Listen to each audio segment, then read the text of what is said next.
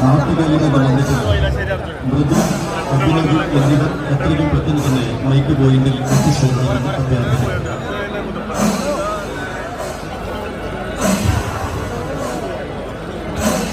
നാട്ടുകാരുടെ ബന്ധത്തിൽ മൃദു അഭിനവ് എന്നിവരെ കണ്ട് മൃദു അഭിനവ് എത്രയും പെട്ടെന്ന് തന്നെ മൈക്ക് പോയിന്റിൽ എത്തിച്ചേരണം.